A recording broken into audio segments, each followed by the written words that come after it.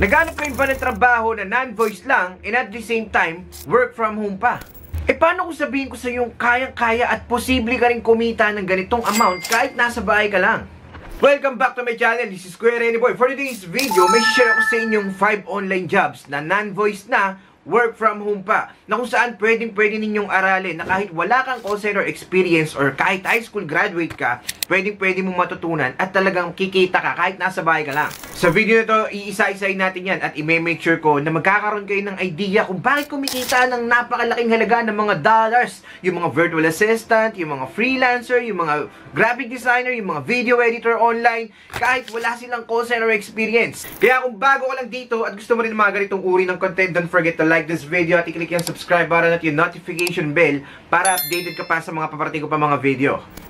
Bago ko ito umpisahan, shoutout muna sa nanalo ng 500 Gcash. Kung gusto mo rin manalo, comment lang sa baba kung gaano ko pogi si Kuya Rene Boy. Without further ado, let's get started. Thank you for calling customer service.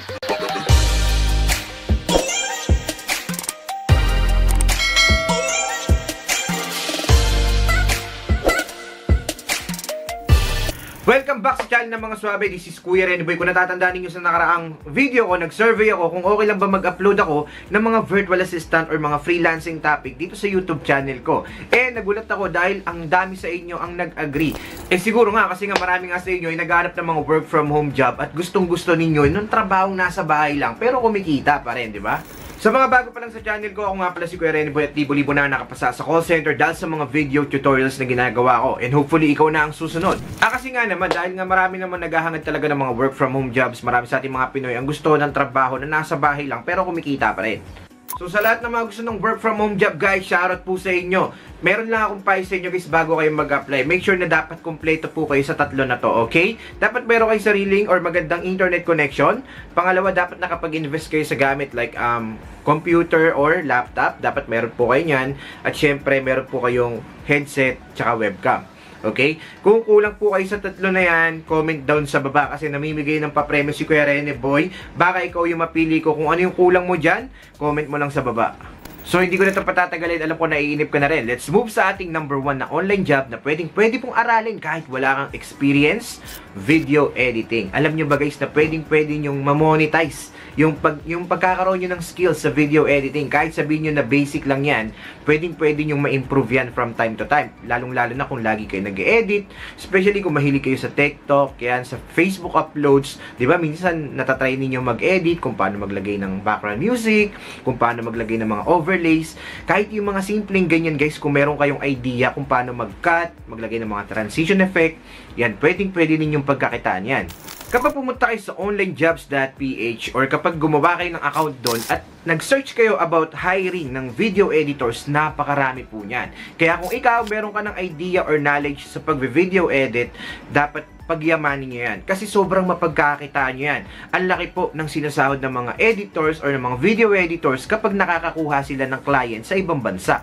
Kaya nga hindi rin natin masisi yung mga Pinoy video editors kung bakit hindi na sila masyadong kumukuha ng clients dito sa Pilipinas. Kasi syempre, pesos po yung binabayad. Compare mo naman sa nasa abroad or sa ibang bansa na dollars yung binabayad talaga. Kahit simpleng pagkakat lang ng videos, talagang kumukuha pa sila ng tao para dyan. Kasi lalong-lalo na yung mga mayayaman or yung mga malalaking businesses, wala silang time para mag-edit ng reels, ng mga TikTok videos nila or ng mga FB posting nila. Kumukuha pa sila ng Pinoy para i-edit yung mga video, samantalang lalagyan lang ng caption, lalagyan lang nila ng mga transition effect, yan, tas pwede ka nang bayaran ng dollars, at totoo po yan. Actually, ito talaga yung pinaka-recommended ko sa mga beginners, sa mga walang experience talaga, kasi kahit online or sa YouTube tutorials lang, matututo ka talaga kung paano mag-video editing. Lalo-lalo na kung meron kang cellphone, tas meron kang CapCut, halos lahat nandyan na guys, no? I-upgrade nyo na lang yung CapCut nyo into Pro kasi marami kayong magagamit na features and effects dun sa CapCut. Tapos gumawa kayo ng magandang portfolio. Kung gusto nyo ng tips kung paano gumawa ng napakagandang portfolio, comment down sa baba, portfolio.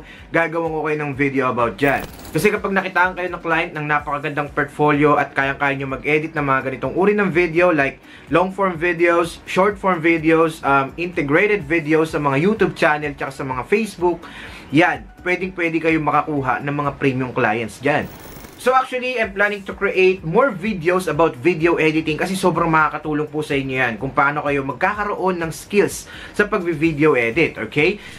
Kaya syempre, make sure nyo lang na nakasubscribe kayo sa YouTube channel ko para updated kayo kasi yung mga ituturo ko doon from basic to pro, yung hindi kayo mahihirapang intindihin yung mga tinuturo, nakatagalog pa, okay?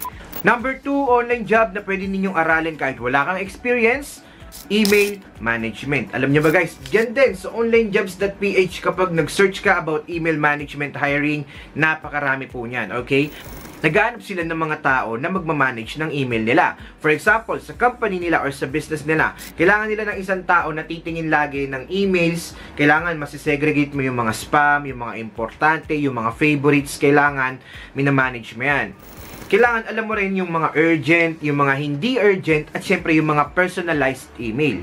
Sino dito yung mga nakapag-apply na sa Athena? 'Di ba isa sa mga assessment nila doon is yung about sa email management. Kasi yun po talaga kadalasan yung hinahanap ng mga clients doon sa agency ni Athena.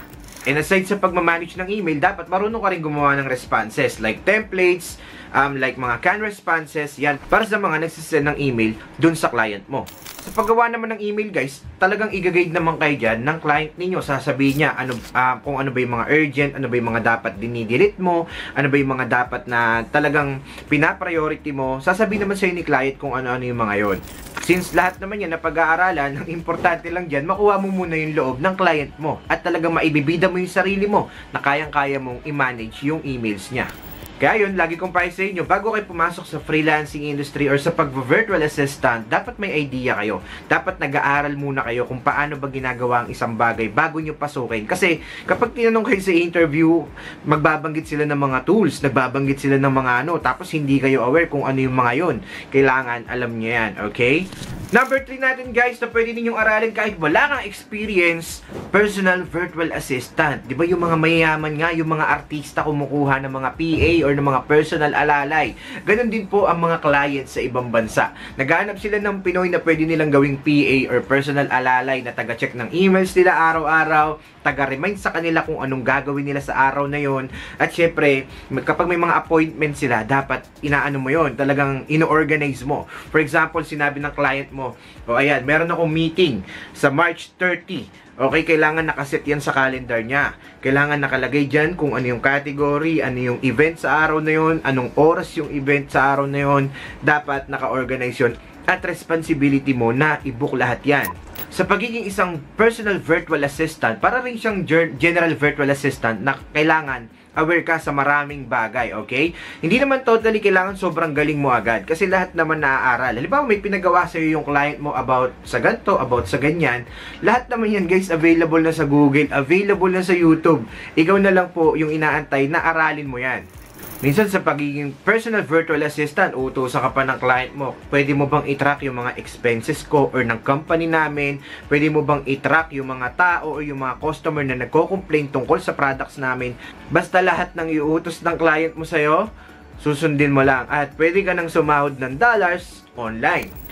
Kaya suggest ko sa'yo habang maaga pa lang, aralin ninyo yung mga Google Forms, Google Sheet, Excel, Google Calendar. Dapat alam nyo kung paano yan i-execute or gamitin para at least maibibida ninyo sa client kapag nag-a-apply kayo na kayang-kaya ninyong mag-organize or ng mga schedule, mga appointment setting.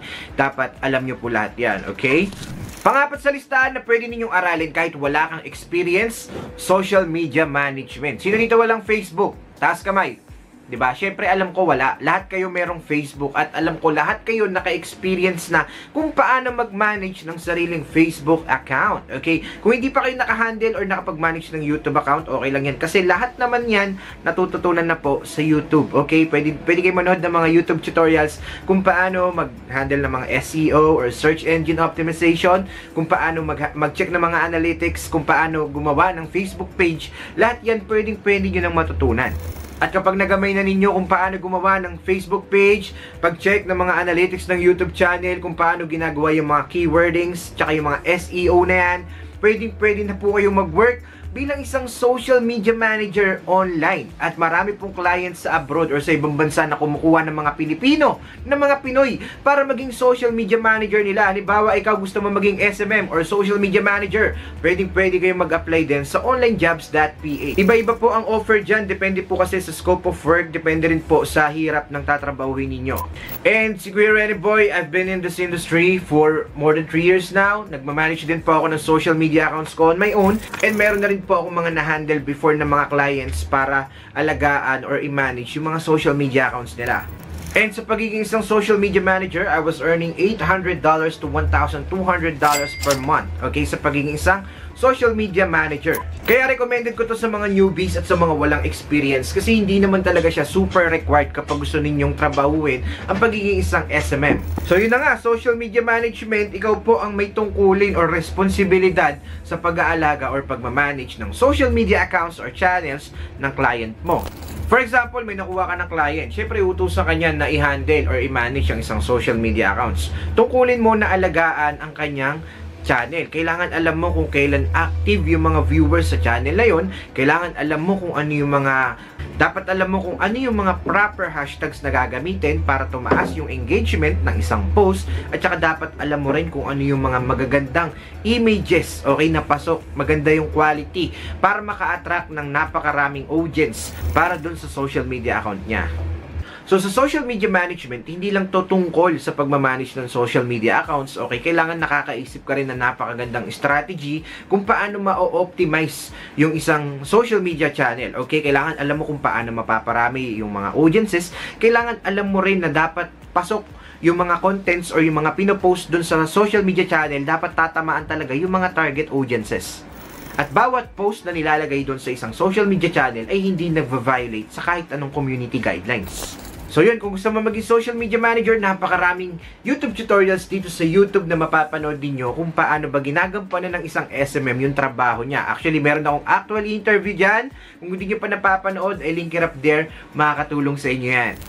Panglima sa listahan guys na pwede ninyong aralin kahit wala kang call center experience or kahit anong job experience, graphic designing. Okay, sa graphic design guys, napakalawak nito at pwede nyo matutunan kahit high school graduate ka lang at kahit wala ka pang naging work before, okay? Kapag pumunta rin kayo sa onlinejobs.ph, napakarami pong clients abroad, okay, na nagbabayad ng dolyar-dolyar sa mga taong marunong sa graphic designing, okay? Ang kagandahan kasi sa graphic designing, guys, ang ano na lang dito, yung labanan na lang dito is hindi yung pagandahan. Ang kagandahan sa graphic designing, although medyo saturated na to at marami talagang may kayang gawin to, ang labanan talaga dito guys is kung paano mo mako-convince yung client mo sa mga gawa mo, kasi hindi lang to dapat tungkol sa pagdi-design, sa pag-i-edit ng photos or images, dapat may idea ka rin kung paano mag-a-align yung talent mo or yung skills mo sa pag-i-edit dun sa business ng client mo. Dapat sa pag-i-edit ng mga photos or images, dapat may idea ka rin kung paano mahuhook, okay, yung mga target audiences ng client mo, kung paano makukuha yung atensyon at kung gaano ba kadami ang conversion na makukuha mo dahil lang sa mga ini-edit mong photos or images. Sa graphic designing guys, hindi naman na to sobrang hirap talaga ngayon kasi napakaraming mga ready to use na mga online application katulad ng Canva, katulad ng Pinterest, katulad ng ano pa ba, Adobe Photoshop. Meron pa nga mga AI apps na makakatulong sa inyo para makapag-edit ng napakagandang images na talagang attention grabbing at talagang nakaka-hook ng mga customers, okay? So, gagawin nyo na lang, aralin nyo na lang po kung paano gamitin yung mga apps na yan kasi talagang makakatulong sa inyo yan for your graphic designing. Siguro naman marunong kayo mag-edit ng mga photos ninyo, di ba? Yung mga ina-upload nyo nga sa Facebook ninyo, ini-edit nyo muna para hindi kayo magmukhang haggard eh. Ganun lang rin guys sa graphic designing. Kailangan nyo lang matuto sa editing, kung paano ma-enhance ang isang photo, kung paano to lalagyan ng mga enticing images or mga overlays, tsaka mga ano ba tinatawag dun, yung mga elements para makaakit po at magkaroon ng magandang conversion yung mga businesses na client mo. So that's it for today's video. Sana may natutunan kayo sa video ni Kuya Renny Boy. Kung gusto niyo ng part 2 about work from home jobs, comment lang sa baba ng part 2 kasi maghahanap pa ako ng mga online jobs at bibigyan ko kayo ng idea kung paano gagawin ang isang trabaho online at kikita ka din.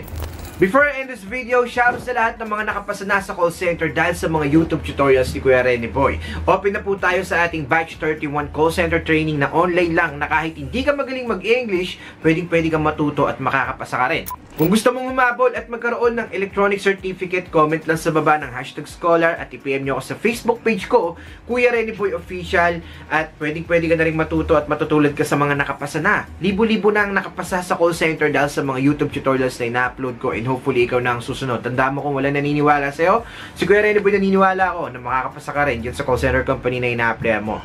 And kung gusto niyo pa ng more ideas at more informative videos like this, huwag niyong kakalimutang i-click yung subscribe button para updated kayo guys, okay? So yun lang guys, shoutout sa lahat ng mga nagpapa-shoutout dyan. God bless us all.